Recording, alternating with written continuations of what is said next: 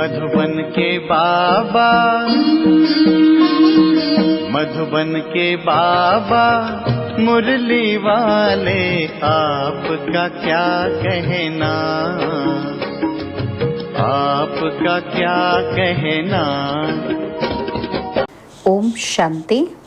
आज 27 मई 2026 के साकार मधुर महावाक्य हैं। आज मीठे मीठे बाप दादा बोले, मीठे बच्चे, कालों का काल बाबा आया है तुम्हें काल पर जीत प्राप्त कराने। मन मना भव के मंत्र से ही तुम काल पर जीत पाएंगे। बाबा ने कहा, मीठे बच्चे, कालों का काल बाबा आया है तुम्हें काल पर जीत प्राप्त कराने। मन मना भव के मंत्र से ही तुम काल पर जीत पाएंगे। बाबा ने आज प्रश्न पूछा कि रूहानी बाप, तुम रूहानी यात्रियों को कौन सी एक विशेष शिक्षा देते हैं। उत्तर में बाबा ने समझाया, हे रूहानी यात्री, तुम देह अभिमान छोड़ देही अभिमानी बनो। रावण ने आधा कल्प से तुम्हें देह अभिमानी बनाया, अब आत्म अभिमानी बनो। यह रूहानी ज्ञान सुप्रीम रूह ही तुम्हें देता, और कोई दे नहीं सकता। मुरली का गीत है ओम नमो शिवाय। ओम शांति। बच्चों ने अपने बाप की महिमा सुनी। गाया भी जाता है, ऊंच ते ऊंच भगवान, वह है सब बच्चों का बाप। बाकी जो भी हैं आपस में सब ब्रदर्स हैं, और सबका बाप भी एक है, वो है शिव बाबा। बाप ने समझाया है कि हे बच्चों, भक्ति मार्ग में तुमको दो बाप हैं, लौकिक बाप और पारलौकिक बाप। रचयिता से रचना को वर्षा मिलता है, वह है हद का वर्षा, और ये है बेहद का वर्षा। बेहद का बाप तो एक ही है जिससे बेहद का वर्षा मिलता है, वह है निराकार। उनका नाम है परमपिता परमात्मा शिव। कहते भी हैं शिव परमात्माए नमः, वह है ऊंच ते ऊंच। तुम्हारी बुद्धि चली जाती है निराकार बाप की तरफ, वह रहते हैं परम धाम में, यहाँ से तुम आत्माएं आती हो। बाप भी वहाँ ही रहते हैं, वह है ही सर्व का सदगति करने वाला। उसमें भी भारत परमपिता परमात्मा का बर्थ प्लेस है। शिव जयंती भी यहाँ मनाते हैं। उस रूहानी बाप को ही ज्ञान का सागर, पतित पावन, लिबरेटर, गाइड कहा जाता है। वही दुख हरता सुख करता है, यह भारतवासी जानते हैं। यह दुख धाम है, भारत ही सुख धाम था। बाप बच्चों को बैठ समझाते हैं कि हे भारतवासी, तुम विश्व के मालिक थे, जबकि तुम्हारा आदि सनातन देवी देवता धर्म था। देवी देवता धर्म श्रेष्ठ, कर्म श्रेष्ठ थे। अब यह धर्म भ्रष्ट और कर्म भ्रष्ट बन गए हैं, अपने को पावन देवता कहला नहीं सकते। कलयुग अंत तक भक्ति मार्ग चलता है, इसमें ज्ञान होता नहीं, ज्ञान से होती है सदगति। सर्व का सदगति दाता बाप जब तक ना आए तब तक सदगति हो न सके। बाप कहते हैं, मैं कल्प के संगम युग पर आता हूँ। इस समय है ही पतित दुनिया, पावन एक भी होता नहीं। भल सन्यासी पवित्र बनते हैं, परंतु फिर उनको पुनर्जन्म तो यहाँ ही लेना है। विष से जन्म लेना पड़े, वापिस जाने का है नहीं। जब चक्र पूरा होता है तब ही बाप आकर ले जाते हैं। इनको कहा ही जाता है रूहानी ज्ञान। सुप्रीम रूह रूहानी ज्ञान देते हैं। सुप्रीम रूह ही ज्ञान का सागर, पतित पावन है। बाकी शास्त्रों का ज्ञान तो है भक्ति मार्ग। बाप कहते हैं, यज्ञ तप तीर्थ आदि करते और ही नीचे गिरते आए हो। तुम पहले सतो प्रधान थे। भारत में प्योरिटी थी तो पीस प्रॉस्पेरिटी भी थी, हेल्थ वेल्थ दोनों थे। आज से 5000 वर्ष पहले की बात है, ये भारत स्वर्ग था। उस समय और कोई धर्म नहीं था, सिर्फ एक ही आदि सनातन देवी देवता धर्म था, जो परमपिता परमात्मा ने स्थापन किया। स्वर्ग की स्थापना तो वही करेंगे, मनुष्य तो कर ना सके। ऐसे तो नहीं कहेंगे कि श्री कृष्ण रचयिता है, नहीं, रचयिता एक ही निराकार शिव है। बाकी है उनकी रचना, रचयिता से ही रचना को वर्षा मिलता है। बाप समझाते हैं कि मैं तुम्हारा बेहद का बाप हूँ, तुमको बेहद का वर्षा देता हूँ। 21 जन्मों के लिए सूर्यवंशी चंद्रवंशी पवित्र धर्म स्थापन करता हूँ। ब्राह्मण धर्म है चोटी, सबसे ऊंच है रूहानी बाप। रूहों को आप समान बनाते हैं। बाप ज्ञान का सागर सुख का सागर है तो तुमको भी बनाते हैं। भारत ही सुख धाम था, अभी तो दुख धाम है। बाप कैसे आते हैं ये किसी को भी पता नहीं है। सतयुग आदि से कलयुग अंत तक यह सारी हिस्ट्री ज्योग्राफी भारत की है। यह लक्ष्मी नारायण कितने हेल्दी वेल्दी थे, कभी बीमार नहीं पड़ते थे। अभी काल पर विजय पाने की शिक्षा ले रहे हैं। बाप जिन्हें कालों का काल महाकाल कहा जाता है, वह तुमको काल पर विजय पहनाते हैं। नाम भी सुना शिवाय नमः। तुम ऐसे तो नहीं कहेंगे कि परमात्मा सर्वव्यापी है, कुत्ते बिल्ली में है। इसको कहा जाता है धर्म की ग्लानि। बाप की ग्लानि करते हैं। अभी यह है कल्प का संगम समय। इस समय ही विनाश काले विपरीत बुद्धि कहा जाता है। अब विनाश तो सामने खड़ा है। गीता में भी लिखा है, यादव कौरव पांडव क्या करत भई। सर्वशास्त्रमयी शिरोमणि श्रीमद् भगवत गीता है। उनसे ही फिर और शास्त्र निकले हैं। तुम जानते हो कि गीता है डीटी धर्म का शास्त्र। बाप कहते हैं, मैं आता हूँ तो तुमको शूद्र से ब्राह्मण बनाता हूँ, फिर सो देवी देवता बनाता हूँ, फिर तुम क्षत्रिय वैश्य शूद्र बनते हो। बाप समझाते हैं, तुम 84 जन्म कैसे लेते हो। सबसे जास्ती जन्म जरूर वह लेते हैं जो पहले पहले सतयुग में आते हैं। मैक्सिमम 84 जन्म लिए हैं तुम भारतवासियों ने, और मिनिमम 1 जन्म। यह भी बाप ही बैठ बताते हैं, समझाते हैं। बाप बिगर किसी को ज्ञान का सागर नहीं कहा जाता। पतित पावन ज्ञान का सागर कहने से बुद्धि ऊपर चली जाती है। बाप ही सबको लिबरेट कर वापस ले जाते हैं। सर्व का सदगति दाता एक ही बाप है। अच्छा, फिर सर्व की दुर्गति कैसे होती है, कौन करता है? सदगति सत्युग को, दुर्गति कलयुग को कहा जाता है। बाप कहते हैं, मैं कल्प कल्प तुम बच्चों को आकर सदगति देता हूँ। तुम बच्चे सारे वर्ल्ड की हिस्ट्री ज्योग्राफी जानते हो। स्कूलों में तो आधी हिस्ट्री ज्योग्राफी सिखाते हैं। सतयुग त्रेता में कौन राज्य करते थे किसी को पता ही नहीं। चित्र तो बरोबर हैं। ये लक्ष्मी नारायण राज्य करते थे। कितना समय वह राजधानी चली तुम बता सकते हो? क्रिश्चियन डिनाइस्टी 2000 वर्ष चली, बौद्ध डिनाइस्टी इतना समय चली, और इस्लामी और उनके आगे फिर चंद्रवंशी थे जो 1250 वर्ष चले। सतयुग त्रेता में सूर्यवंशी चंद्रवंशी ही थे और कोई धर्म नहीं था। तुम ही सूर्यवंशी चंद्रवंशी बनते हो, अब फिर से बने हो ब्राह्मण वंशी। ये सारा नाटक भारत पर ही बना है। भारत ही हेल और हेवन बनता है, और धर्म वालों के लिए नहीं कहेंगे, वह तो हेवन में होते ही नहीं। कोई मरता है तो कहते हैं स्वर्गवासी हुआ, परंतु समझते नहीं नरकवासियों को तो नरक में ही जन्म लेना पड़े। स्वर्गवासी स्वर्ग में ही पुनर्जन्म लेंगे।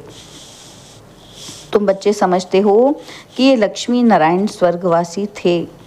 उन्होंने ये राजधानी कैसे पाई? लाखों वर्ष की बात तो याद रह न सके। सतयुग में ये शास्त्र आदि होते नहीं हैं, ये सारी भक्ति की सामग्री है। सीढ़ी नीचे उतरनी ही है। तमो प्रधान से सतो रजो तमो में ये सीढ़ी उतरने में 5000 वर्ष लगते हैं। सतयुग में 16 कला संपूर्ण, फिर त्रेता में 2 कला कम। आत्मा में चांदी की खाद पड़ी, कॉपर एज में आए तो कॉपर की अलाई पड़ी। इस समय बिल्कुल ही तमो प्रधान है, आत्मा में ही खाद पड़ती है। तुम ही पूरे 84 जन्म लेते हो। ये रूहानी बाप शिव बाबा आकर रूहानी बच्चों को समझाते हैं। तुमको अब आत्म अभिमानी बनना है। रावण की प्रवेशता होने से सब देह ही अभिमानी बन जाते हैं। अब अपने को आत्मा समझना है। हम ही 84 जन्म ले भिन्न भिन्न पाठ बजाते आए हैं। अब 84 का चक्र पूरा हुआ, अब तो शरीर भी जड़ जड़ी भूत हो गया है। द्वापर से रावण राज्य होता है, सतयुग में है राम राज्य। सतयुग में तुम आत्म अभिमानी थे, द्वापर कलयुग में तुम देह अभिमानी बन जाते हो। ना आत्मा को ना परमात्मा को जानते हो। बाप समझाते हैं कि आत्मा एक स्टार है, भ्रिकुटी के बीच में चमकता है अजब सितारा। उनको सिवाय दिव्य दृष्टि के देखा नहीं जा सकता है। वह बिल्कुल ही सूक्ष्म है। आत्मा ही एक शरीर छोड़ दूसरा लेती है। हम आत्मा ने 84 जन्म लिए हैं। परमपिता परमात्मा भी बिंदी है। उनको ही ज्ञान का सागर, पतित पावन, नॉलेजफुल कहा जाता है। परमपिता परमात्मा परम आत्मा में सृष्टि के आदि मध्य अंत का ज्ञान है।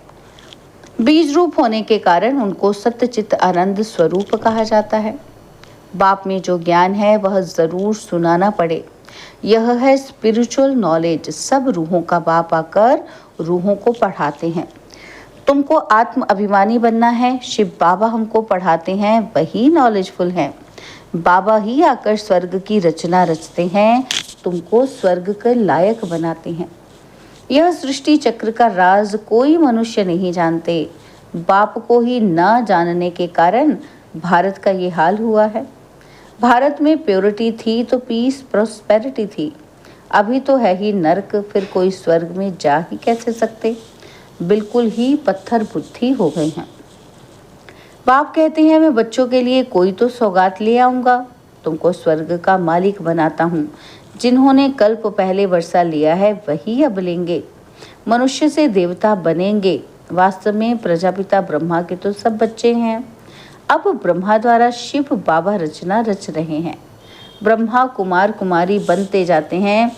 शिव बाबा से वर्षा लेने के लिए पुरुषार्थ करना है। तमो प्रधान से सतो प्रधान बनना है।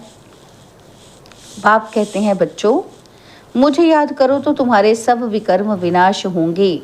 यह स्पिरिचुअल नॉलेज सिवाय बाप के और कोई दे नहीं सकता। रूहानी बाप ही रूहों को नॉलेज देते हैं। तुम रूहानी यात्रा करते हो, देह अभिमान को छोड़ देही अभिमानी बनते हो। आत्मा अविनाशी है, आत्मा में ही पाठ भरा हुआ है। आत्मा कैसे 84 जन्मों का पाठ बजाती है अब मालूम पड़ा है। हम सूर्यवंशी थे, फिर चंद्रवंशी बने, फिर हमको सूर्यवंशी बनना है। अभी बाप सतो प्रधान बनने की शिक्षा देते हैं। माम एकम याद करो, भगवानुवाच। गीता का भगवान शिव बाबा है, ना कि श्री कृष्ण। श्री कृष्ण की आत्मा भी अब सीख रही है। अच्छा, मीठे मीठे सिकिलते बच्चों प्रति माता पिता बाप दादा का याद, प्यार और गुड मॉर्निंग। रूहानी बाप की रूहानी बच्चों को नमस्ते। हम रूहानी बच्चों की रूहानी बाप दादाजी को दिलवा जान सिकवा प्रेम से नमस्ते। ओम शांति। प्यारे बाबा, मीठे बाबा, मेरे बाबा, शुक्रिया बाबा, शुक्रिया बाबा, शुक्रिया।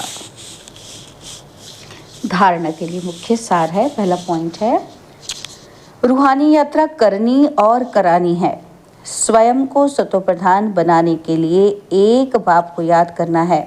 आत्म अभिमानी बनने का पूरा पूरा पुरुषार्थ करना है। और सेकंड पॉइंट है, काल पर विजय पाने के लिए बाप की शिक्षा को ध्यान में रखना है। अपने को रूह समझ रूहों को ज्ञान देना है। बाबा ने आज हमें वरदान दिया कि बाप दादा के कर्तव्य को अपना निशाना बनाने वाले मास्टर मर्यादा पुरुषोत्तम भव। बाप दादा के कर्तव्य को अपना निशाना बनाने वाले मास्टर मर्यादा पुरुषोत्तम भव। कहा जाता है अपनी घोट तो नशा चढ़े। दूसरे की कमाई में कभी भी आंख नहीं जानी चाहिए। दूसरे के नशे को निशाना बनाने के बजाय बाप दादा के गुण और कर्तव्य को निशाना बनाओ। बाप दादा के साथ अधर्म विनाश और सत्य धर्म की स्थापना के कर्तव्य में मददगार बनो। अधर्म विनाश करने वाले अधर्म का कार्य व दैवी मर्यादा को तोड़ने का कार्य नहीं कर सकते। वे मास्टर मर्यादा पुरुषोत्तम होते हैं। स्लोगन है, नॉलेजफुल वन, व्यर्थ प्रश्नों को स्वाहा कर दो तो समय बच जाएगा। नॉलेजफुल बन, व्यर्थ प्रश्नों को समाहा कर दो तो समय बच जाएगा। तो आज हम मातेश्वरी जी के भी अनमोल महावाक्य सुनेंगे। तो मातेश्वरी जी समझाती हैं कि जिनका साथी है भगवान, उनको क्या रोकेगा आंधी और तूफान। देखो, ये गीत सिद्ध करता है कि आत्मा और परमात्मा दो चीज़ हैं।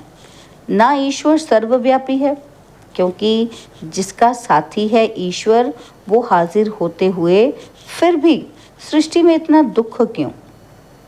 मनुष्य इतने कंगाल मोहताज क्यों? परमात्मा तो सुख स्वरूप है। तो सर्वव्यापी परमात्मा कहना गोया परमात्मा की इंसल्ट करना है। भगवान के हाजिर होते दुनिया सुख स्वरूप होनी चाहिए कि दुख स्वरूप? फिर परमात्मा को पुकारने की दरकार ही क्यों है? तो इस समय माया सर्वव्यापी है, ना कि परमात्मा हाजिर है।